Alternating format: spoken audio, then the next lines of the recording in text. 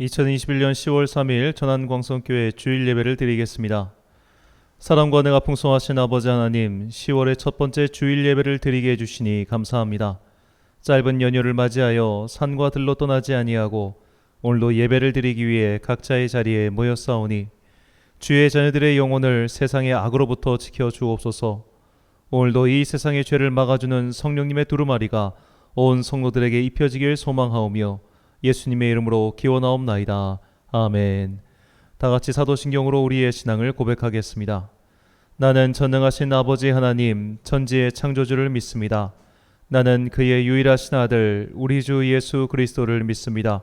그는 성령으로 잉태되어 동정녀 마리아에게서 나시고 본디오 빌라도에게 고난을 받아 십자가에 못 박혀 죽으시고 장사된 지 사흘 만에 죽은 자 가운데서 다시 살아나셨으며 하늘에 오르시어 전능하신 아버지 하나님 우편에 앉아 계시다가 거기로부터 살아있는 자와 죽은 자를 심판하러 오십니다. 나는 성령을 믿으며 거룩한 공교회와 성도의 교제와 죄를 용서받는 것과 몸의 부활과 영생을 믿습니다. 아멘. 찬송가 1장입니다.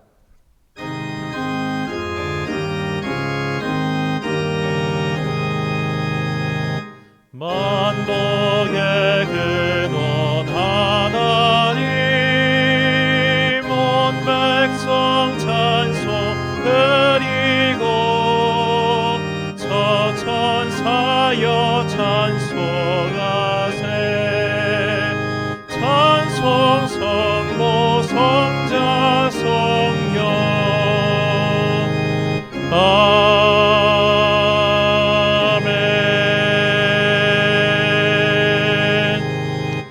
한 주간 동안 하나님과 나만 아는 죄를 고백하며 침묵으로 참회의 기도를 드리겠습니다.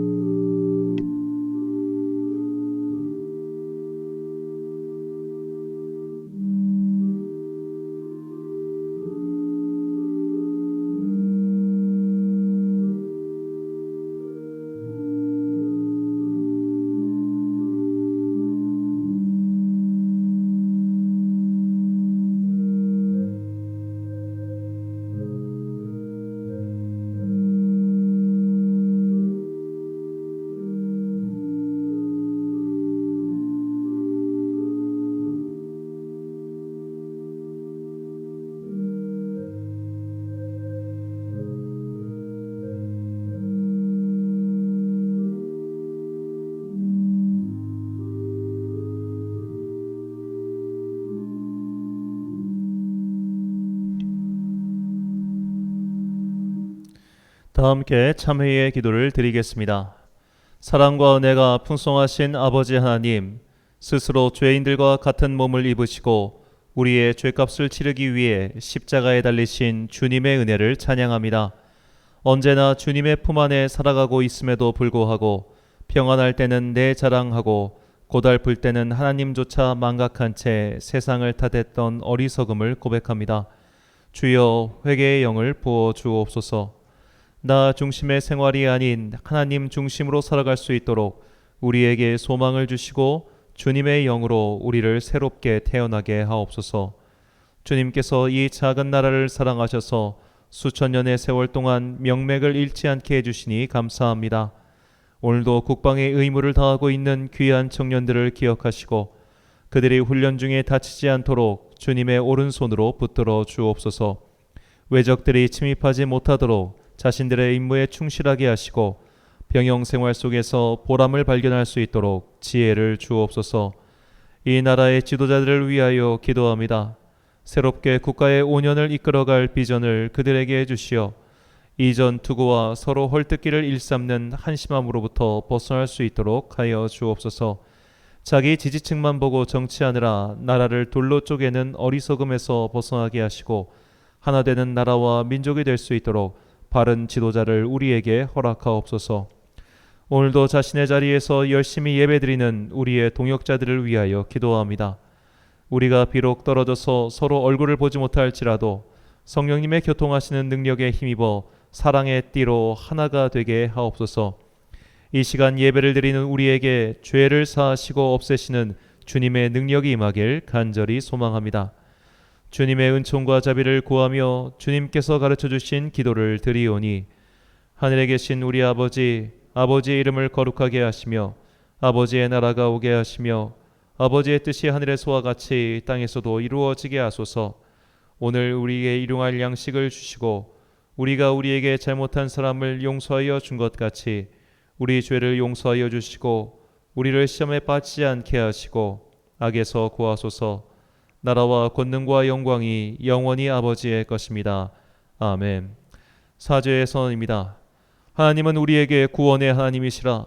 사망에서 벗어남은 주 여호와로 말미암거니와 그의 원수들의 머리 곧 죄를 짓고 다니는 자의 정수리는 하나님이 쳐서 깨뜨리시리로다. 아멘. 예배는 하나님을 위한 시간이 아니라 우리를 위해 하나님께서 베풀어 주신 은혜의 시간입니다. 우리는 예배를 통해 세상을 사는 동안 어그러진 우리의 영혼을 교정받습니다. 우리는 코로나 바이러스라는 시련을 통해 예배의 소중함을 깨달았습니다. 이 귀한 깨달음을 잊지 마시고 오늘도 예배의 은혜를 통해 내 안에 스며든 죄의 바이러스를 물리치시길 간절히 축원합니다. 교독문 15번 시편 27편을 함께 교독하시겠습니다. 여호와는 나의 빛이요 나의 구원이시니 내가 누구를 두려워하리요. 여호와는 내 생명의 능력이시니 내가 누구를 무서워하리요. 악인들이 내 살을 먹으려고 내게로 왔으나 나의 원수들인 그들은 실족하여 넘어졌도다. 군대가 나를 대적하여 진칠지라도 내 마음이 두렵지 아니하며 전쟁이 일어나 나를 치려할지라도 나는 여전히 태어나리로다.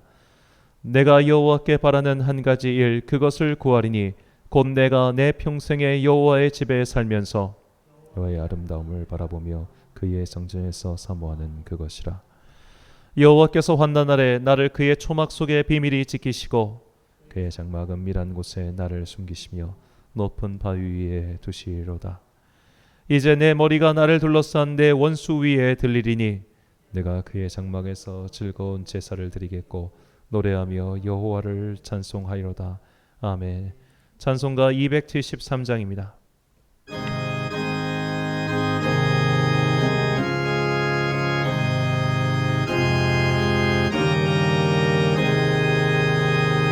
나 저를 멀리 떠나가 이제 옵니다.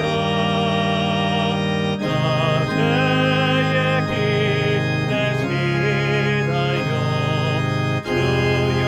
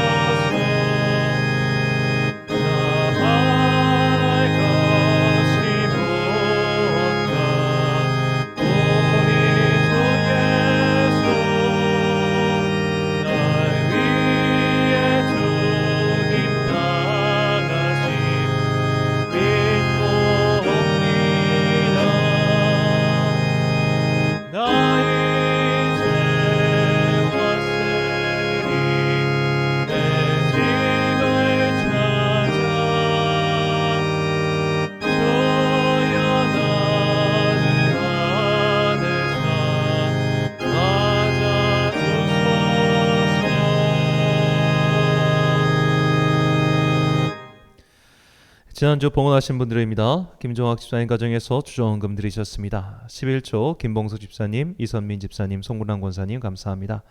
성경헌금 김종학 집사님 가정에서 드리셨습니다. 강웅사헌금 송 집사님 가정, 송군랑 권사님, 또 이보람 집사님, 오광길 장로님 감사드립니다. 1,000번제헌금 드렸습니다. 이제 다음 달 11월 1일부터 21일까지 2021년 다니엘 기도회가 저녁 8시부터 10시까지 시작합니다. 이 유튜브 방송을 이제 본당에서 송출하기도 할 것이고 또 각자 가정에서 볼 수도 있으니 이 점 꼭 참조하시고 또 많은 참여 부탁드리도록 하겠습니다. 드린 예물 위하여 봉헌 및 목회기도 드리겠습니다. 사랑과 은혜가 풍성하신 아버지 하나님, 우리는 때론 주님 없이도 살 수 있다고 생각할 때가 있습니다. 내가 가지고 내가 누리고 있는 모든 것들이 사실 주님께서 베푸신 은혜의 선물임에도 불구하고 내가 남다른 노력으로 이것을 얻었다고 착각하곤 합니다. 우리는 오늘도 이런 착각의 함정에 빠지지 않기 위해 주님께서 주신 것들 중 일부를 떼어 다시 주님의 제단 위에 바칩니다. 이 예물들을 기뻐 받아주시길 간절히 소망합니다. 우리가 드리는 예물이 가인의 예물이 아닌 하나님께 온전히 드린 아벨의 예물이 되게 하옵소서. 우리의 마음에 주님께 합당하지 않은 불순물들이 있다면 성령님의 불로 모든 삿된 것들을 불태워 주옵소서. 주님께서 예배의 동지들로 세우신 성도들을 위하여 기도합니다. 성도들의 자녀들에게 복과 은총을 더욱 내려 주옵소서. 이들이 자라면서 세상의 악에 물들지 아니하고 주님의 마음을 본받는 자녀들로 성장할 수 있도록 은총을 베푸시고 하나님과 사람들에게 사랑받는 은혜의 자녀로 키워 주옵소서. 사람의 지혜로는 한 인간을 결코 바르게 키울 수 없다는 것을 깨닫고 항상 주님께 눈물의 기도를 드리며 자녀를 키우는 한 명의 부모가 되게 하옵소서. 연로하신 성도님들을 돌봐 주옵소서. 그들이 외롭지 않도록 주님의 천사들을 보내주시고 밤에 잠들고 아침에 일어날 때에 새 힘과 새 소망을 주사 이 땅을 살아가는 동안 예배자와 기도자로서 소명을 다할 수 있게 하옵소서. 모든 성도들에게 하늘의 소망을 품을 수 있도록 은혜를 베풀어 주옵소서. 지상의 삶이 넉넉하고 평안할지라도 우리의 소망이 하늘나라에 있음을 결코 잊지 않도록 분별의 영과 지혜의 영을 보내주사 내가 어디에서 왔으며 어디로 가야 하는 존재임을 잊지 않게 하옵소서. 이제 주님의 말씀을 듣습니다. 이 말씀을 통해 이 세상의 죄악에 물들지 않는 순례자로서 살아갈 수 있도록 우리를 지켜주시길 소망하오며 예수님의 이름으로 기도드립니다. 아멘.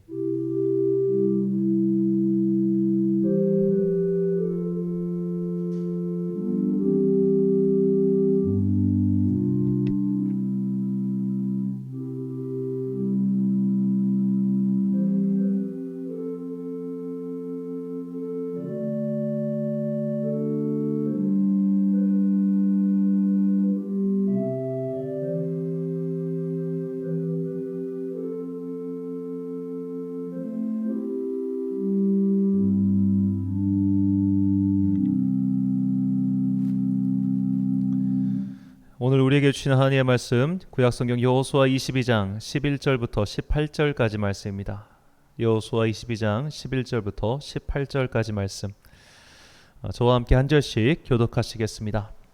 이스라엘 자손이 들은즉 이르기를 루벤 자손과 갓 자손과 므낫세 반 지파가 가나안 땅의 맨 앞쪽 요당 언덕가 이스라엘 자손에게 속한 쪽에 제단을 쌓았다 하는지라. 이스라엘 자손이 이를 듣자 곧 이스라엘 자손의 온 회중이 실로에 모여서 그들과 싸우러 가려 하니라. 이스라엘 자손이 제사장 엘르아살의 아들 비느하스를 길르앗 땅으로 보내어 루벤 자손과 갓 자손과 므낫세 반 지파를 보게 하되 이스라엘 각 지파에서 한 지도자씩 10 지도자들을 그와 함께 하게 하니 그들은 각기 그들의 조상들의 가문의 수령으로서 이스라엘 중에서 천부장들이라.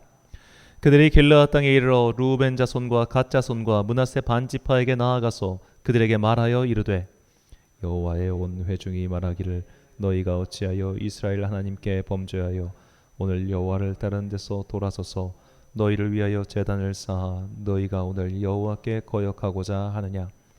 보올의 죄악으로 말미암아 여호와의 회중에 재앙이 내렸으나 오늘까지 우리가 그 죄에서 정결함을 받지 못하였거늘 그 죄악이 우리에게 부족하여서 오늘 너희가 돌이켜 여호와를 따르지 아니하려고 하느냐. 너희가 오늘 여호와를 배역하면 내일은 그가 이스라엘 온 회중에게 진노하시리라. 아멘. 죄의 객기를 버리라는 제목으로 하나님의 말씀 선포하겠습니다. 제가 유일하게 이제 좀 부담 없이 잠이 드는 날이 금요일 저녁입니다. 왜냐하면 토요일 날 새벽 기도회가 없으니까요. 새벽에 이제 항상 일어나야 된다는 건 긴장 상태에서 이제 잠이 드는 거기 때문에 사실 수면의 질이 썩 좋지는 못합니다. 뭐 모든 목회자의 숙명과 같은 것이겠죠.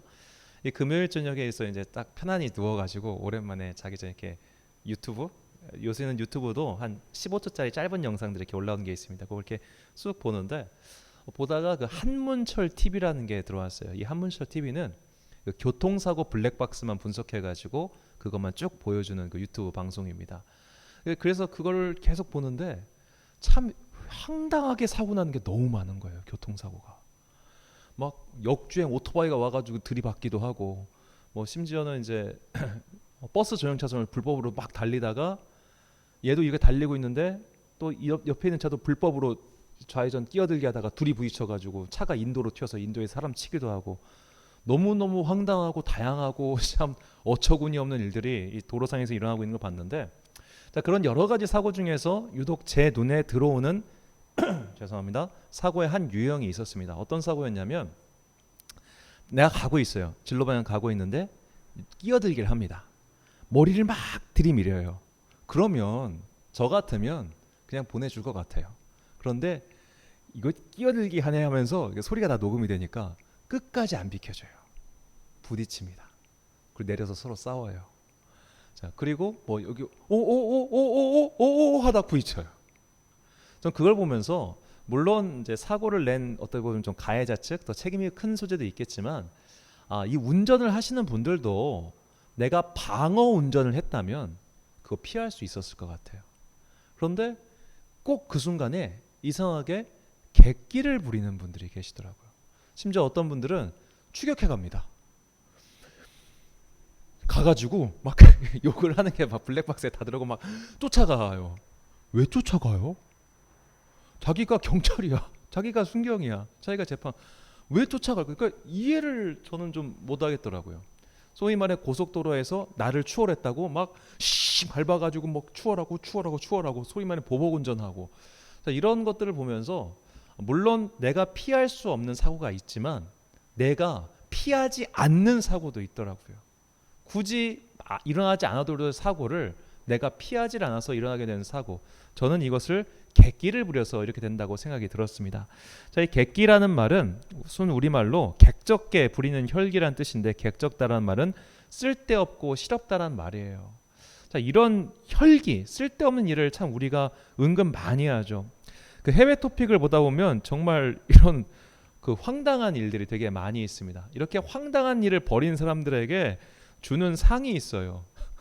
다윈상이랍니다. 다윈상. 이 실제로 있는 상입니다. 자, 이게 1993년부터 어느 미국의 한 기자가 제정한 상인데, 웬디 노스컷이라는 사람인데 인간의 멍청함에 대한 이야기집을 만들고자 이걸 제정했다고 합니다.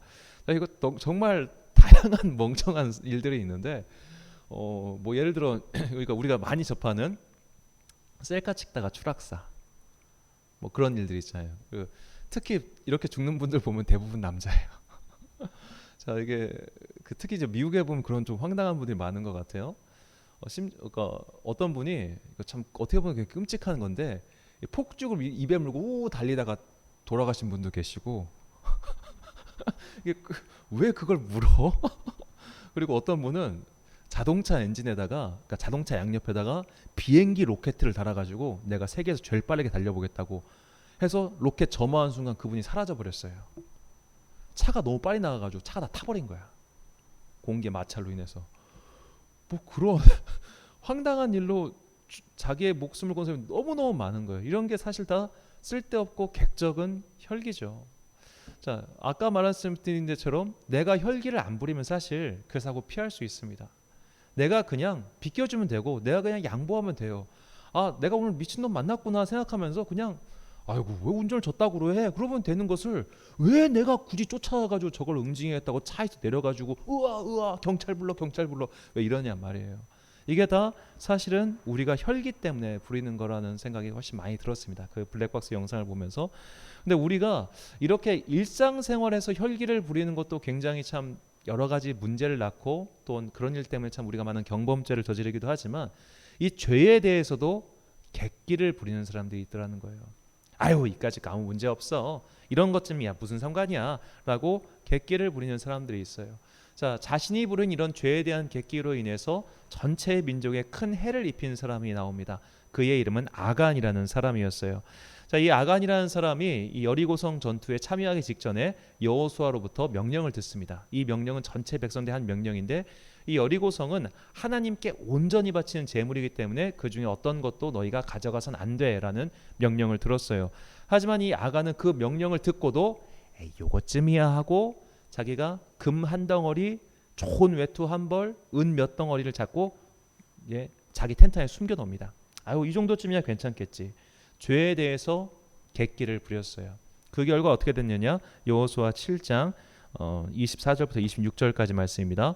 여호수아가 이스라엘 모든 사람과 더불어 세라의 아들 아간을 잡고 그 은과 그 외투와 그 금덩이와 그의 아들들과 그의 딸들과 그의 소들과 그의 나귀들과 그의 양들과 그의 장막과 그에게 속한 모든 것을 이끌고 아골 골짜기로 가서 여호수아가 이르되 내가 어찌하여 우리를 괴롭게 하였느냐 여호와께서 오늘 너를 괴롭게 하시리라 하니 온 이스라엘이 그를 돌로 치고 물건들도 돌로 치고 불사르고 그 위에 돌무더기를 크게 쌓았더니 오늘까지 있더라. 여호와께서 그의 명렬한 진노를 그치시니 그러므로 그곳 이름을 오늘까지 아골 골짜기라 부르더라. 자, 객기 그 작은 죄에 대한 혈기를 부렸기 때문에 그의 온 집안이 죽었습니다. 그리고 그의 온 집안뿐만 아니라 그 다른 이스라엘 민족 안에 있는 다른 사람들 어떻게 보면 그와 전혀 연관이 없는 사람 36명도 죽었죠.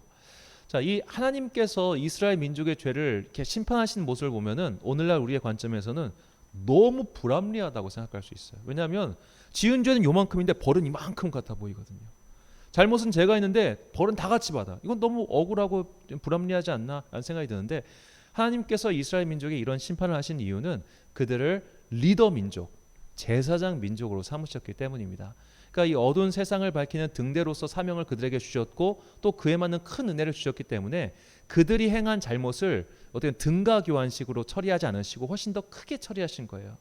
이것을 오늘날 비유하자면 우리가 대통령 선거 요새 한창 막 후보 검증하고 막 시끌시끌하죠. 하는데 보통 사람이라면 그냥 뭐 그럴 수도 있겠지 하는 거 넘어가는 거를 넘어가질 않잖아요. 자, 얼마 전에 그 국민의힘당의 그 윤희숙 의원이라고 이제 전 의원이죠. 그분이 아버지가 세종시에 땅 투기를 하신 게 걸렸어요. 본인과는 사실 아무 상관없는 일이에요. 아버지가 잘못한 거예요. 근데 본인이 국회의원직 사퇴하잖아요. 막 비난받고.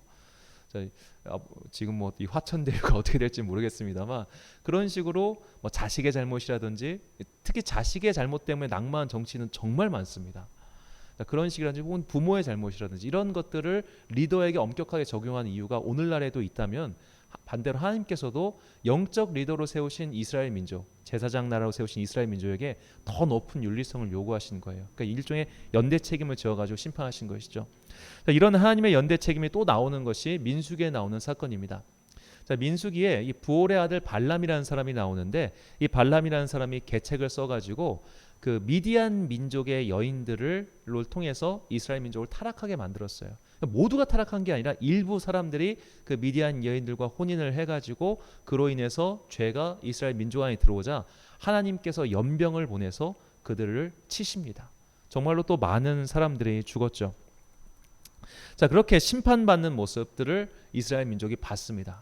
그러니까 출애굽 이전 세대, 그러니까 출애굽 이전에서 출애굽 한 세대가 아니라 이미 광야에서 한번 그의 부모 세대가 다 죽고 새롭게 된 세대가 이런 일을 겪은 거예요. 새롭게 된 세대가 한 명의 잘못 혹은 소수의 잘못으로 인해 모두가 다 큰 피해를 입는 그것을 경험하고 나자 이 사람들은 이제는 죄에 대해서 조금의 객기도 조금의 혈기도 부리지 않게 되었습니다.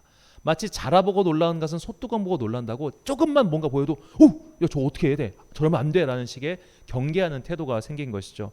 오늘 본문은 우리가 이것을 알고서 봐야 합니다. 자, 먼저 우리가 이 이스라엘 지파의 분포를 봐야 되는데요. 자, 이스라엘은 동쪽에 요단강 동쪽으로 동쪽과 서쪽이 딱 분명하게 나뉘는 경계선이 있습니다. 이 요단강 동쪽의 지파가 므낫세 반 지파와 갓 지파와 르우벤 지파였어요. 이 므낫세 지파가 이제 절반 나뉘어져 있죠. 자, 이들이 원래는 다 함께 요단강을 건너서 서쪽으로 갔어야 되는데 이 요단강 서쪽에 12지파가 다 모여서 살자니 땅이 너무 좁은 거예요. 그래가지고 우리는 그냥 동쪽에만 있겠습니다라고 한 겁니다. 동쪽에만 있으면은 전쟁은 다 같이 참여해야 되잖아요. 그래가지고 우리는 동쪽에 머물겠지만 전쟁은 함께 참여하겠습니다 해가지고 자기들은 동쪽에 터전을 잡고 남자들만 가서 전쟁을 치르고 옵니다. 다 정복 전쟁이 끝나고 다 분배가 끝났어요. 이제 돌아가면 되지 않습니까? 세계 지파가 이제 랄랄라 손을 잡고 이제 돌아가는데 이들이 그냥 가지 않고 가다가 요단강 국경을 건너가면서 거기다가 큰 제단을 쌓았습니다. 여호수아서 22장 10절 말씀입니다. 르우벤 자손과 므낫세 반지파가 가나안 땅 요단 언덕가에 이르자 거기서 요단가에 제단을 쌓았는데 보기에 큰 제단이었더라. 아멘. 자, 나머지 10지파가 이거를 보고 경기가 일어나는 거예요. 쟤들 우상 숭배하네? 어머? 우상 숭배했다가 또 어떤 일이 벌어질지 모르는데 그래가지고 이 사람들이 군대를 이끌고 쫓아갑니다.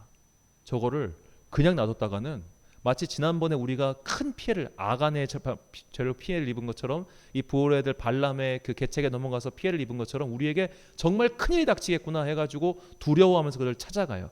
자, 그래서 찾아가서 물어보면서 이렇게 얘기를 합니다. 본문 17절과 18절 말씀. 부올의 죄악으로 말미암아 여호와의 회중에 재앙이 내렸으나 오늘까지 우리가 그 죄에서 정결함을 받지 못하였거늘 그 죄악이 우리에게 부족하여서 오늘 너희가 돌이켜 여호와를 따르지 아니하려고 하느냐. 너희가 오늘 여호와를 배역하면 내일은 그가 이스라엘 온 회중에게 진노하시라. 자, 지금 니들 잘못 때문에 우리까지 피해 입으면 어떡해 이거예요. 야, 그러면 안 돼. 우리 다 같이 또 혼나. 마치 이 군대에서 연대 책임이라고 하는데 참 이건 좋은 문화인지 안 좋은 문화인지 솔직히 모르겠어요. 이게 다 같이 소위 말해 얼처를 받고 있을 때 되게 많이 하는 게 마지막에 숫자 붙이지 않기, 마지막에 숫자 보는 붙이기 뭐 하는 게 있어요. 특히 마지막에 숫자 안 붙이기 힘들어. 뭐 8벌레뜨기 100개 시작 해가지고 마지막에 99까지 한 다음에 누가 한 명이 꼭 100 이럽니다. 그러면은 이래요. 되게 많은데 그러면 또 100개 하고 하는 거예요. 이게 100단위는 그래도 기억이 나는데 나중에 1000단위로 넘어가면 죽을 것 같은데 그러면 막 사람들 시선이 막 다 그 녀석을 어우 저거 그냥 자 그런 거예요. 이런 식의 연대 책임이 벌어질까봐 지금 이스라엘 나머지 10지파가 이 루벤 지파와 이제 갓지파 그리고 므낫세 반지파에게 지금 쌍심지를 키고 니들 지금 뭐 하는 거야? 이러고 쫓아간 겁니다. 자 그러자 이 루벤 그 지파와 므낫세 반지파가 이렇게 대답을 해요. 자 본문 22장 29절 말씀. 우리가 번제나 소제나 다른 제사를 위하여 우리 하나님 여호와의 성막 앞에 있는 제단 외에 제단을 쌓음으로 여호와를 거역하고 오늘 여호와를 따르는 데서 돌아서려는 것이 결단코 아니라. 아멘. 자 이것은 어떻게 보면 일종의 해프닝이죠. 서로의 어떻게 보면 커뮤니케이션의 오해에서 발생한 일종의 해프닝이지만 우리는 이 해프닝을 통해서 이스라엘 민족이 지금 죄를 대하는 태도를 배워야 합니다. 이들은 이제 객기를 못 부리게 됐어요.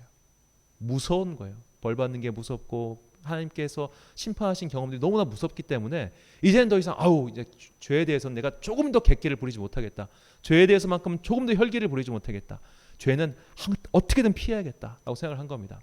마치 사고 나보면은 내 돈 나가잖아요. 아무리 내가 잘못 안 했다고 해도 8대 2는 될 겁니다.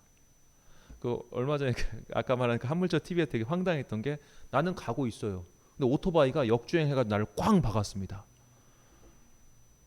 내가 8이고 오토바이가 2가 나왔대요. 그러니까 댓글에 막 저 판사 이상한 놈이다 막 하는데 내가 내 입장에서는 나는 책임이 빵이잖아요. 나는 뭐 내가 뭔 잘못했다고 네가 불법 유턴하다가 내가 박은 건데 심지어 이제 그 비보호 좌회전 제가 그 상대가 비보호 좌회전을 하고 나는 직진 우리 항상 그 시청 사거리 할 때 제가 항상 거기 주의하는데 거기가 비보호 좌회전이잖아요. 시청 이게 공원 끼고 좌회전 할 때 불당도에 넘어갈 때 그때 항상 보면은 차들이 쉥 온단 말이죠. 근데 내가 나 비보호 좌회전이라고 내가 들었어요. 부딪혔어요. 그럼 이제 저쪽 직진 차량 입장에서는 야 네가 100% 과시지라고 생각하겠지만 실제로 그렇게 되지가 않더라고요. 너무 황당하잖아요. 자 그런 황당한 일을 겪고 나면 우리가 어떻게 되겠습니까? 앞으로 내가 황당하든 말든 계속 좌회전 할 거예요? 아니죠. 내 돈 나가는 게 아깝고 내 다치는 게 무서우니까 그냥 제가 이상한 놈이라도 내가 조심할 거 아닙니까? 죄가 똑같습니다. 내가 죄를 짓고 벌을 받고 그거에 인해서 제 죄로 인한 상처가 있다 보면 내가 스스로 죄짓기를 두려워하고 죄짓기를 어떻게 보면 죄에서 멀어지려고 노력하게 되는 거예요. 자, 그런데 여기서 문제가 있습니다. 죄에 대한 심판이 빨리 오는 게 아니에요. 예를 들어 내가 범죄를 저질러서 검거율이 100%라면 죄를 짓자마자 반드시 검거되고 그 죄에 대해서 반드시 큰 형벌을 치른다면 누가 죄를 짓겠습니까? 범죄자들이 재범률이 굉장히 높죠. 이유는 단순합니다. 내가 저지른 죄에 비해서 처벌이 충분하지 않거나 혹은 내가 죄를 지어서 얻는 이득이 그로 인해서 처벌받는 것보다 크다고 생각할 때 다시 또 죄를 짓죠. 그러니까 어떤 사람들은 뭐 사형제를 부활시켜야 된다, 종신형 제도를 둬야 된다, 혹은 싱가포르처럼 태형을 둬가지고 그냥 때려야 된다라는 말이 있는 이유가 뭐냐면 지은 죄에 대해서 처벌이 크면 클수록 무서우면 무서울수록 사람들은 어쩔 수 없이 죄에 대한 경각심을 갖게 되고 내가 이걸 하면은 100% 잡힐 수밖에 없다는 걸 알고 있으면은 아무래도 두렵겠죠. 그러니까 우리나라가 이게 CCTV를 하고 하는 거 아닙니까? 예전에 어느 경찰관께서 저에게 하신 것처럼 범죄자들은 지능이 떨어져가지고 내가 안 잡힐 거라고 생각하기 때문에 죄를 짓는 걸 거예요. 자, 우리가 하나님께 대해 죄를 짓는 것도 비슷해요. 유상이 굉장히 많습니다. 내가 죄를 지었는데 하나님께서 그날 나에게 벼락을 내리신다면, 내가 죄를 졌는데 그날 나에게 바로 즉각적인 심판이 임한다면 우리는 그 누구도 죄를 짓고 살지 못할 거예요. 하지만 그런 심판이 즉각적으로 오지 않지요.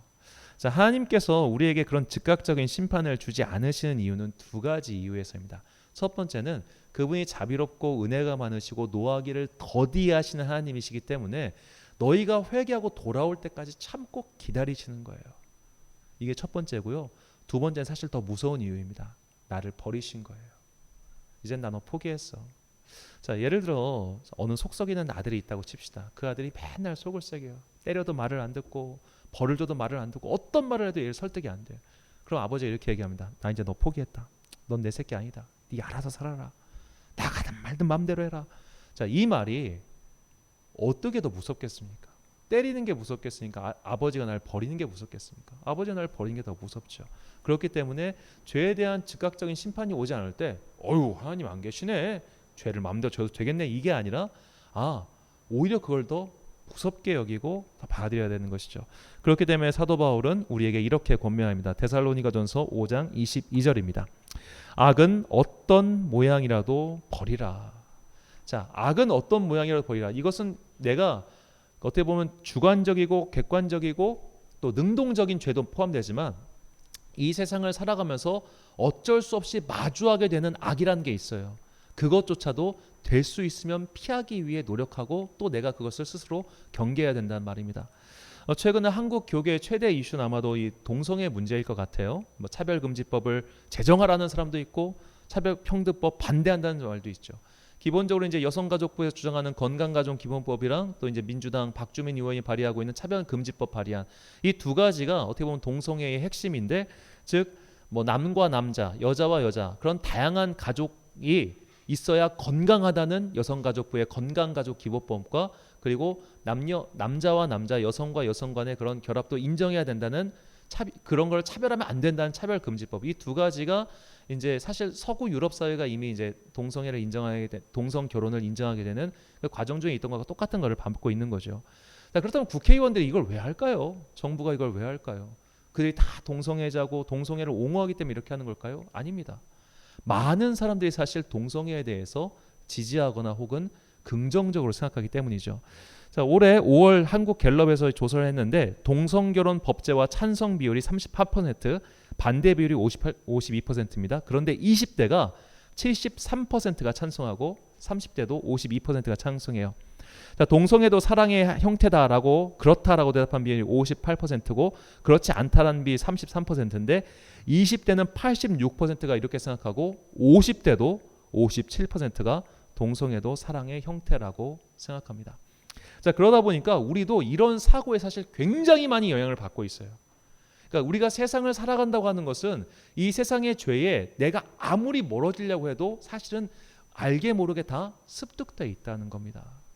자, 그렇기 때문에 이 성도들도 여기에 영향을 받아가지고 얼마 전 일산의 한 교회에서 좀 이걸 충격적이라고 해야 될까요? 당연하다고 해야 될까요? 이런 일이 있었는데, 자, 그 교회의 부목사가 이 동성애 찬성을 한다는 설교를 했습니다. 그리고 동성애 반대하는 것이 비록 뭐 성경적이지 않다, 뭐 이런 얘기를 설교에 했어요.